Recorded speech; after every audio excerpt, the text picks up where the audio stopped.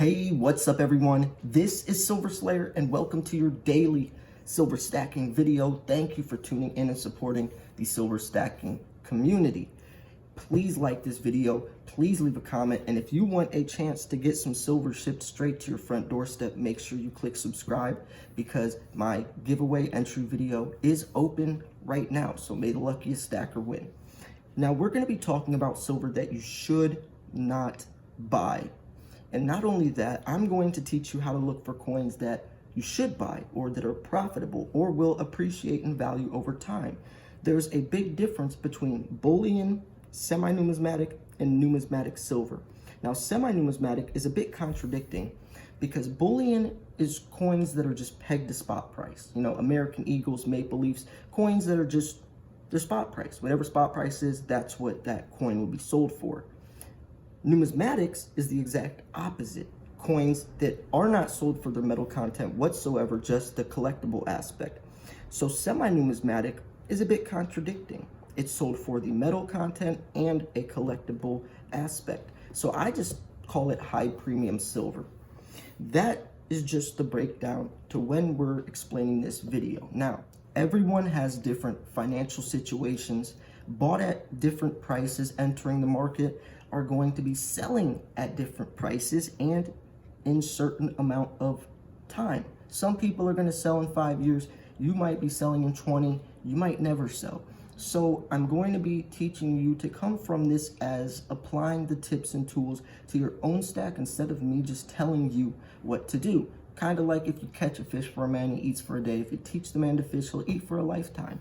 So let's go over some of this stuff. You see this Philharmonic? This coin is pegged to spot price.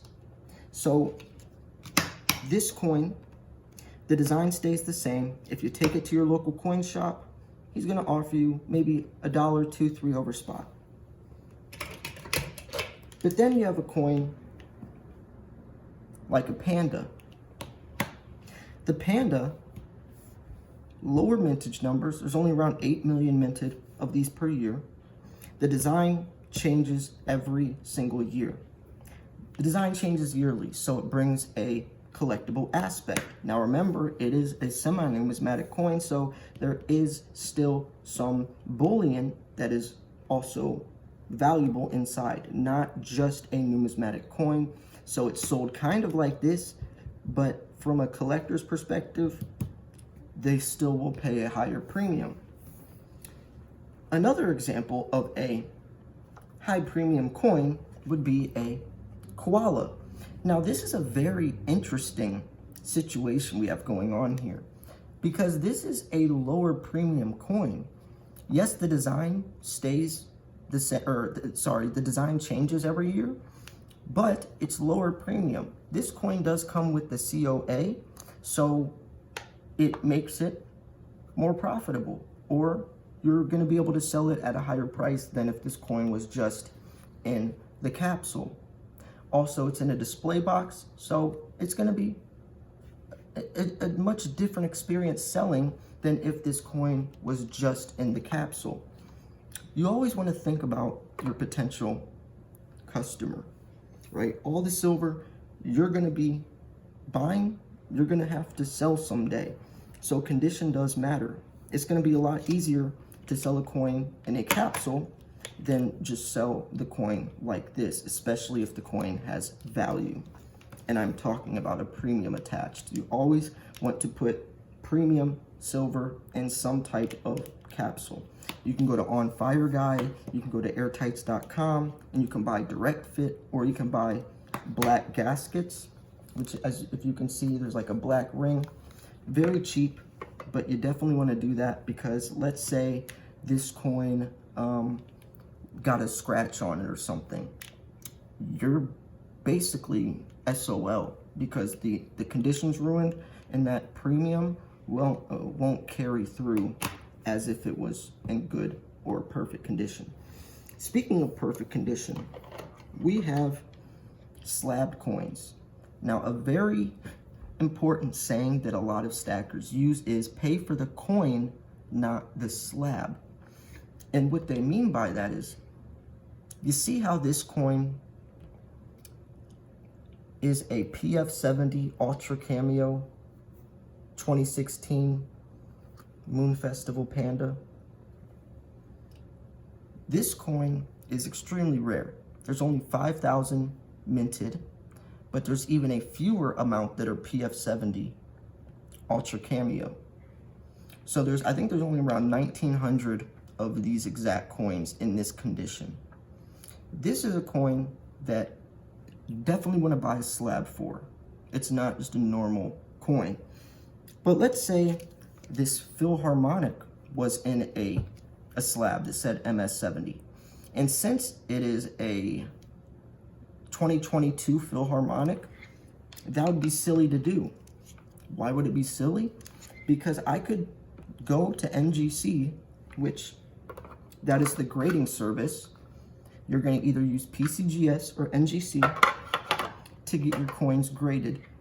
And I could send it into them, and I would probably get the coin back in a slab that is a 68 or 69. And by the way, if you send a coin to NGC, they will grade it for you and they'll send you the coin back in a slab. So you only want to do that with coins that maybe you have are older. Like this would be a perfect coin to send into NGC. This is a 1989 Panda. This coin is extremely rare and extremely expensive. So this would be a perfect coin to send into NGC to get this coin in a slab. But if you have a normal coin, like a Philharmonic or even a Kangaroo, that's just a standard bullion coin, the design stays the same every year, nothing special about them, you can take these coins out and just play with them. Play with them with your bare hands because it's just sold for the metal content. And another example, besides just coins that you can do that with, are bars. This is just a plain 10-ounce bar from the Royal Mint. You can play with this with your bare hands. You can bang it around, do whatever you want because it's just sold for the 10 ounces inside of it. Now going back to the slabbed coins, every single one of these slabbed coins that you're gonna see are MS70 or PF70. Every single one of these are going to be in perfect condition. Now, MS and PF, which stand for mint state or proof, those are the highest possible grade you can get. A 70 is the highest. That means the coin is literally in perfect condition under a magnifying glass or probably even a microscope. Coin's flawless.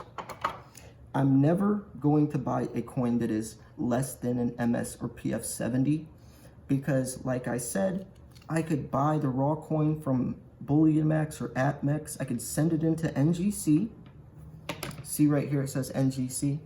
All of my slabs are NGC, not PCGS, personal preference.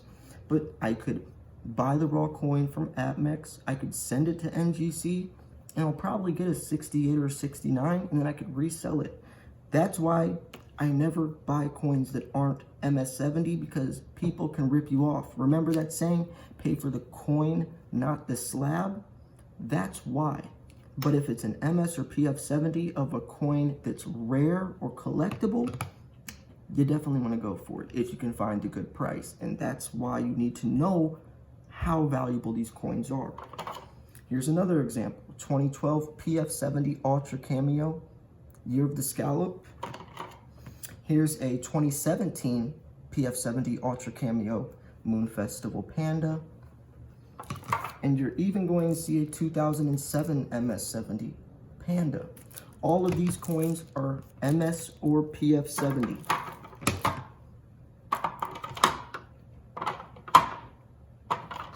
Now moving forwards.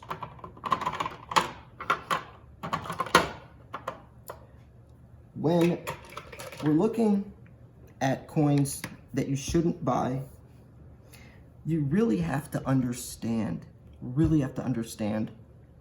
why you shouldn't buy that coin. It's not like, oh, He said, just don't buy this coin, so I'm not gonna buy it. You have to understand why. You have to understand why. Always think like the potential buyer, your potential buyer. Before I ever buy any of these coins, I'm thinking about how I can sell it. How am I going to sell it? Is it going to be easy to sell? Am I going to have to sell on eBay and find a specific buyer? Or can I go to my local coin shop, just dump the silver on the table and cash out? Well, let me show you an example of a coin that you probably shouldn't buy.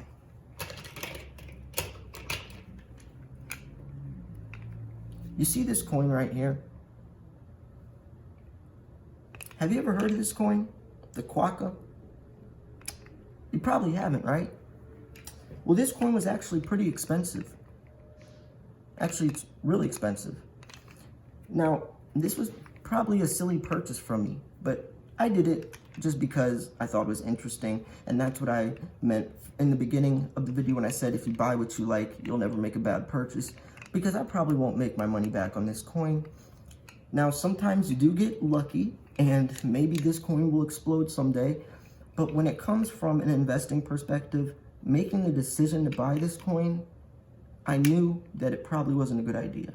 Another example are colored coins.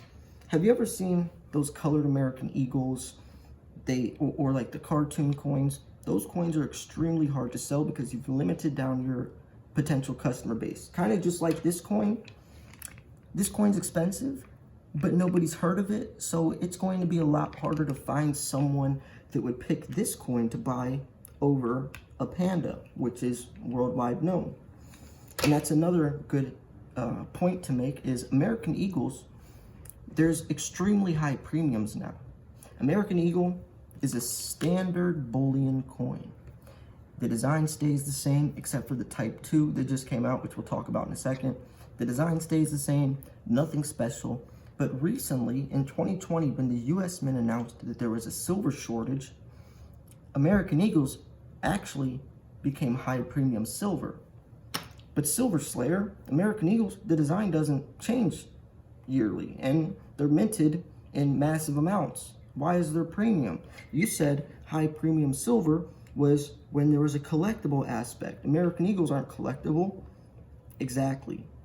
Silver is becoming scarce, and American Eagles, since the US Mint came out and announced it, and since they ran out of American Eagles in 2020, had to make an emergency supply, American Eagles are considered high premium silver when it should be just a bullion coin. Stay away from Eagles. You would be much better, much better just buying a generic round or a coin. Silver Slayer, what do you mean a round?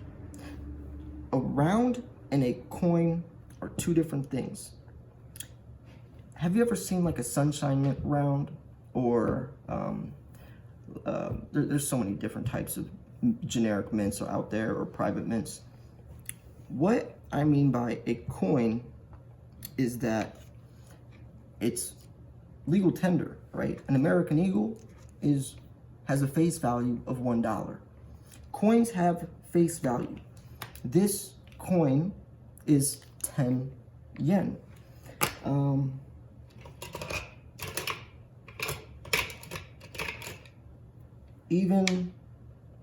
Even this Quokka is a coin because it has a face value of $1. Coins have actual, or let's even, this kangaroo has a face value of $1.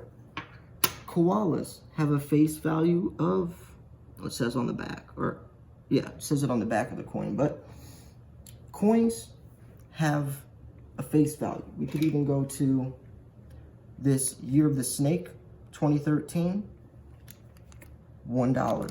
This is a coin. Let's even show some of this. Where's this thing? So this is a Rwanda series, 2022, 1 ounce coin. And this is also a coin because do you see it says 50 on the bottom? I don't know what denomination that is.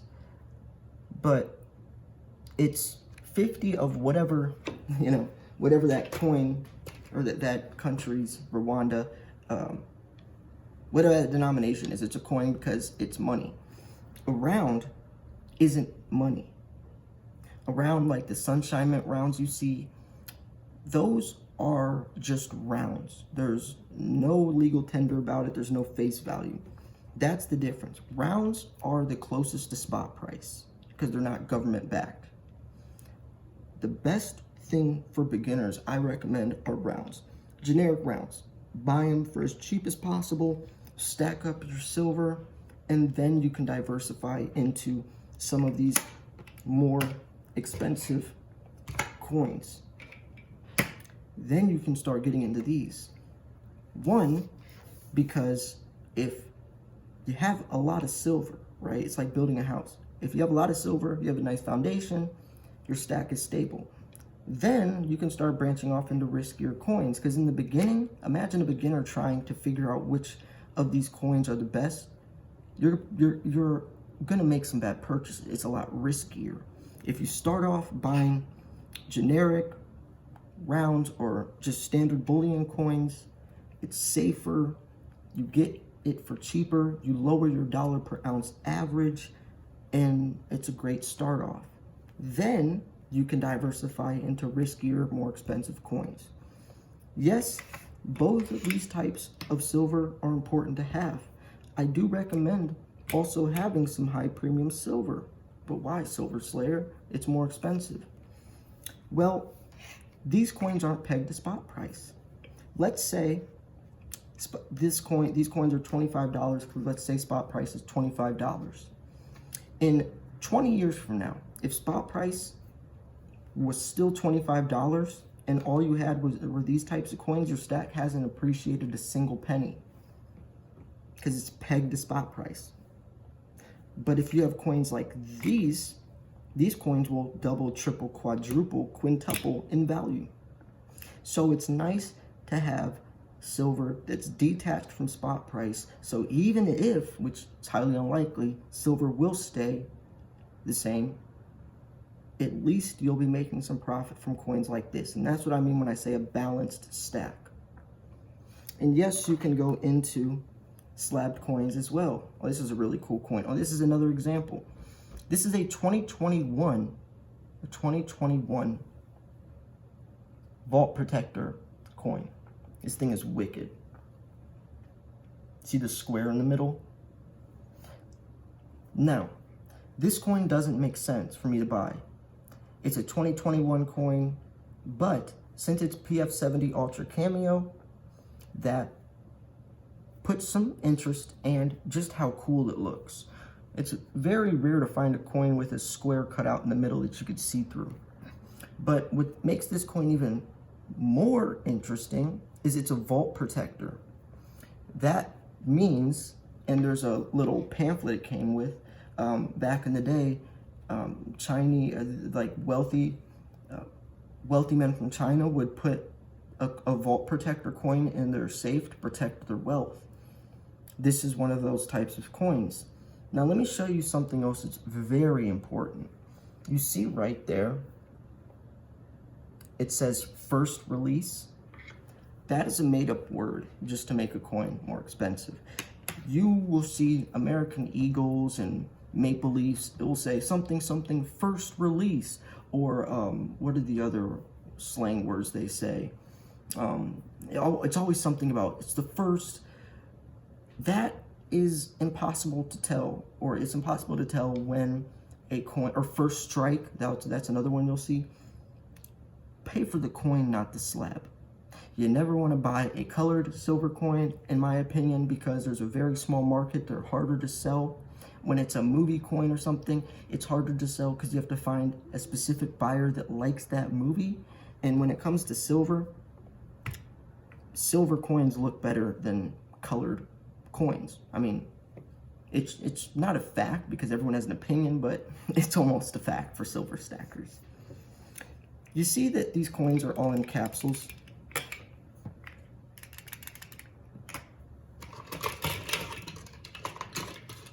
I'll even bust out Silver Slayer, first or second edition Silver Slayer bar, first edition Silver Slayer bar.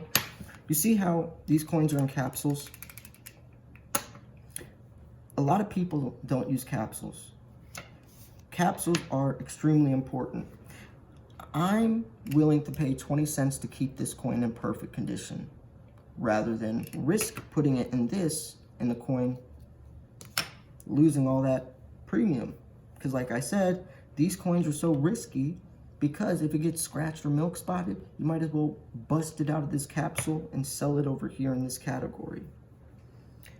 10-ounce bars, the highest price I'm willing to pay for a bar, or the highest denomination or weight, I mean. And that's because if this is a 20-ounce bar, kilo bar, all like 100-ounce, it's going to be extremely hard to find my potential buyer. Remember, I'm always thinking about how I can sell this coin or bar before I even buy it. Imagine a 100-ounce bar when spot price is $100, $150. A lot of people won't be able to afford that, but they will be able to afford a 1-ounce coin. Or what if I'm trading or bartering and I want something that's less than 10 ounces? What am I going to do? Take a chainsaw to this thing? No. So I hope I've helped you all. I hope I've helped you all understand what silver not to buy and what silver you should buy. When it comes to bullion, just buy cheapest silver and as much of it as you can as a beginner. As much silver for as cheap as possible, lowering your dollar per ounce average. If you start off buying expensive coins like that, you're gonna have a lot harder of a time breaking even because your dollar per ounce average will be so high when you could buy a lot more silver for a lot cheaper. But remember, I said it is smart to diversify into this because your silver will appreciate regardless of what spot price does. Now, I'm going to show you some cool stuff. This is my Silver Slayer bar. Mintage of 100 from Ericsson Mint. And then the second edition, which there was a mintage of 250, we wanted to do a different shape. I said hexagon. My friend A.G. Randall started pouring, and he made a rough draft. And it says Silver Slayer with my fire flame logo. And then I sent that same prototype to Ericsson Mint, and this is what the official bar looks like. Isn't that pretty cool? I want to get a third edition bar made. So maybe I'll reach out, and if you would want to buy my third edition Silver Slayer bars, let me know. So I'm going to wrap this video up here. Remember to like the video. Please leave a comment. Let me know what you think about all this. If you wanted to throw in your own advice or input or ask any questions, please leave a comment and make sure you subscribe if you want to win some silver. Maybe you'll win one of these coins shown in the video. So yeah, thanks for tuning in. This is Silver Slayer. I'll see you guys soon. Peace.